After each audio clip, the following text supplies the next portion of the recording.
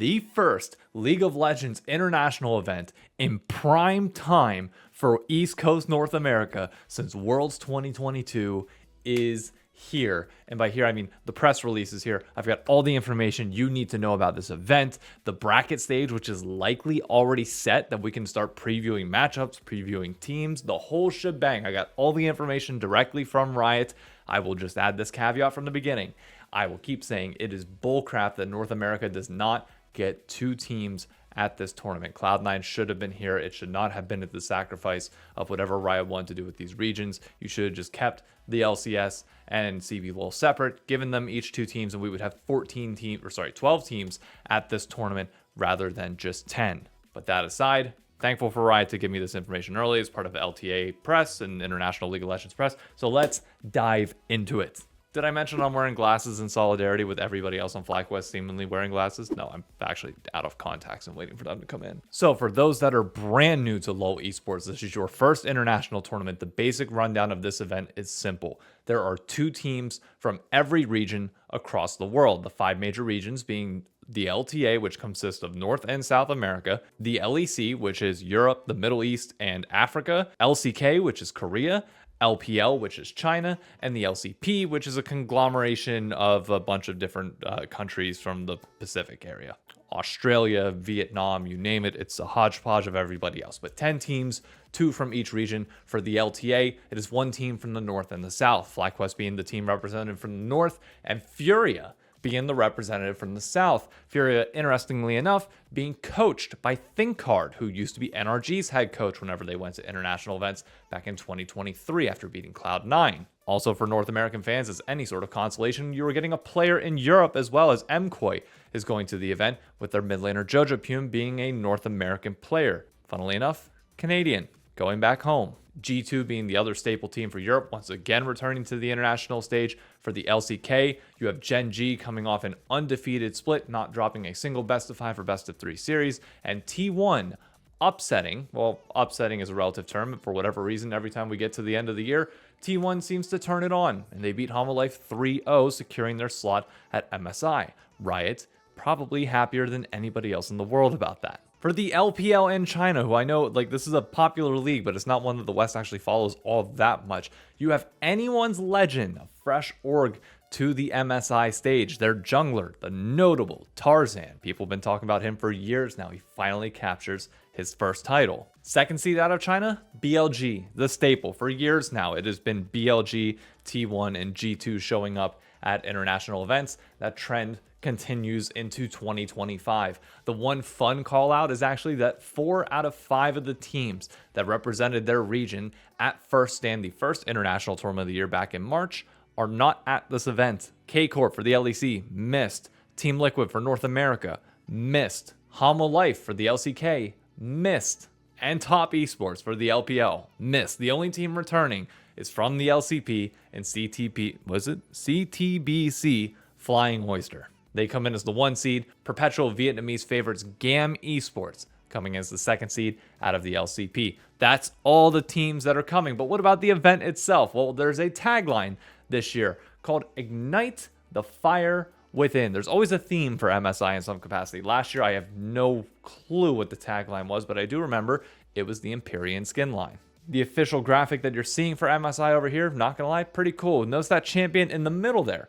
That is Hui. The reason why Hui is important is because Spirit Blossom Hui has been selected as the official LoL Esports revenue share champion for this tournament. You can buy the base skin for $13.50 RP. It says the border set bundle for $23.40 RP, or the chroma bundle for $4,100 RP. Jesus. And a portion of all of that goes to the LoL Esports revenue pool, which ends up getting distributed to teams, players, and everybody across the industry. This is one of those things that Riot has been doing to try and get us some money in the space. Still no way to represent your individual team necessarily, but it's something. Speaking of merchandise, there's actually going to be an interesting add-on for the winner of this particular tournament. The team that wins finals, all of the skins that they used during finals to win their best of 5 Fearless series will go on sale for individual role bundles after the tournament is over. So the week after, it's saying July 14th to July 22nd, you can grab all the skins that they use in one specific bundle.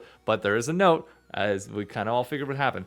Ultimate, Mythic Variant, Exalted, and Transcendent skins are not included in the promotion. If one of these is used during finals, it'll be replaced with a comparable eligible skin per Riot. You didn't think you were going to get the top of the line skins for a discount now, did you? No. Well, of course not. Somehow I completely forgot to talk about the most important addition to MSI this year, which is Pick'ems are finally here for our second international tournament of the year.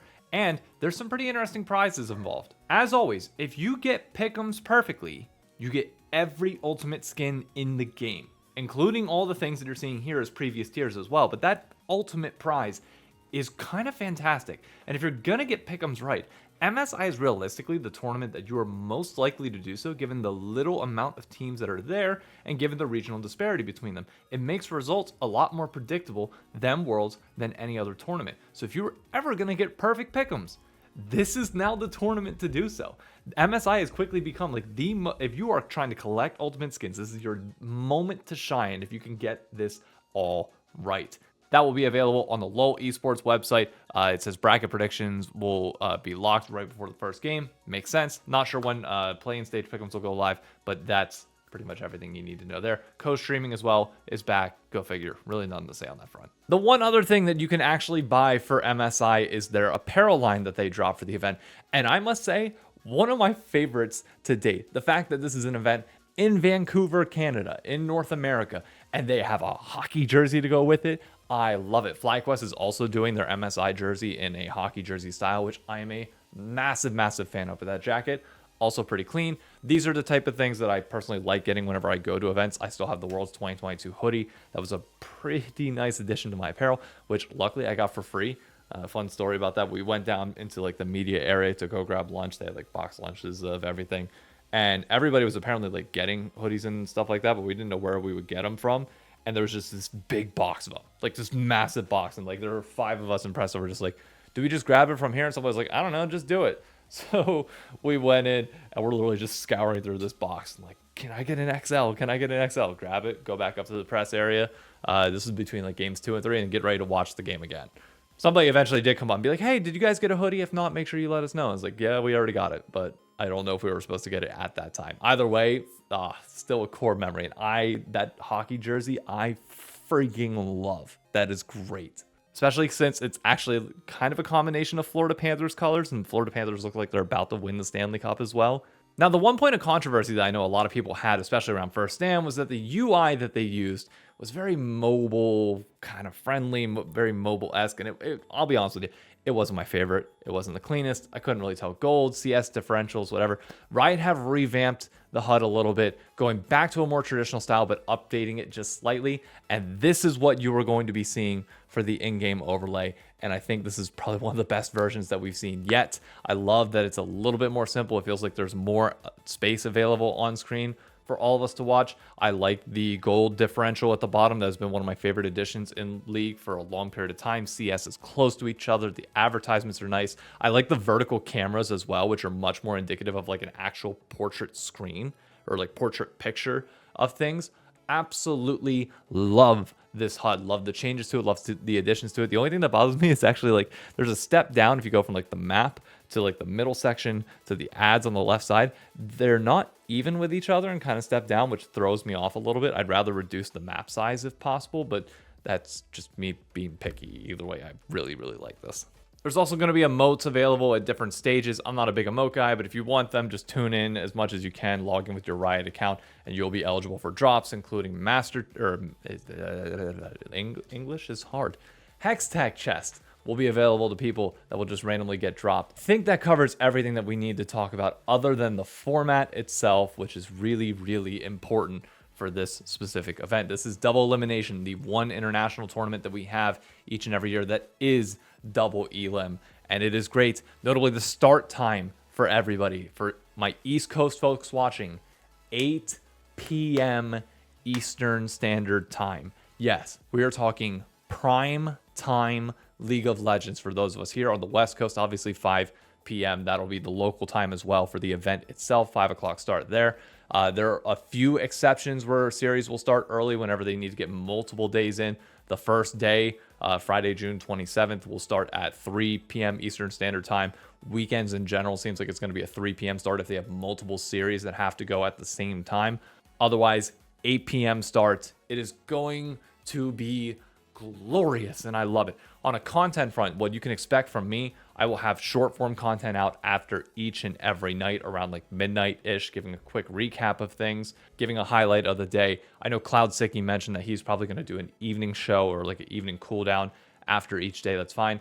I'm going to have a morning show up. The second games get done, I'm going to record like a 10-15-minute thing highlighting the night's games from before so that we can wake up and talk about it, as well as previewing the matchups to come and what we should be excited for in the next day. I don't quite know what to call it. That's like a good catchy title for YouTube in some capacity, like Good Morning North America. Like I want it to be some pun on the morning shows like the Today Show, Good Morning America, etc., stuff like that. But I need to think of something unique. Either way, I got a week to do it because the first episode will come out next Friday before the play-in stage. It's going to be fun. Be sure to like and subscribe if you haven't already. And the final thing that we need to touch on is the bracket stage itself, which is likely actually already determined.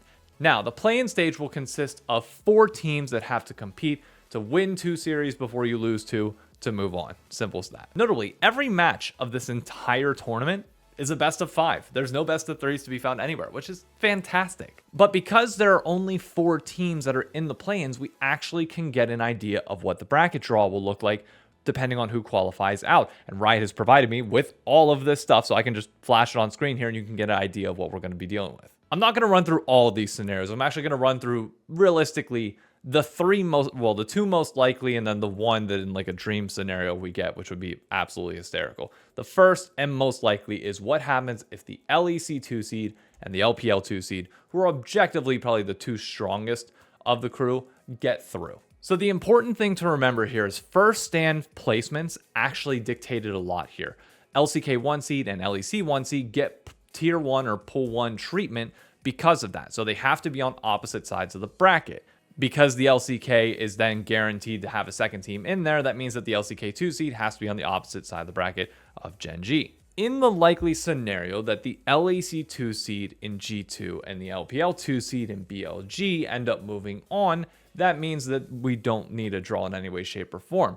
The LEC 2 seed cannot face the LEC 1, so they have to play Gen G and the LCK 1 seed. The LEC 1 seed has to face the LPL 2 seed, so that would be BLG versus K or MKOI. And to avoid same region matchups in the second round, the LPL 1 seed must face the LTA 1 seed, which means that it would be FlyQuest versus anyone. Oh God, Jesus Christ. And then it'd be the LCP 1 seed versus LCK 2 seed. So this is what we'd be looking at. Again, double elimination. So it's not like you're out if you lose this first matchup. The second scenario I do want to highlight is the LCP 2 seed in GAM Esports and LPL 2 seed getting through. GAM tend to cause some weird upsets at times, even though there is a very clear division between like the top 4 regions and the LCP. Well, I say that, but then Team Liquid actually lost to Flying Oysters back at first stand. So there's not really that big of a difference. But this is one of those ones where I can see happening. Then a draw happens to see who can face the LCK 1 seed. Because technically either team can go on either side of the bracket. You know, I'm not actually going to go through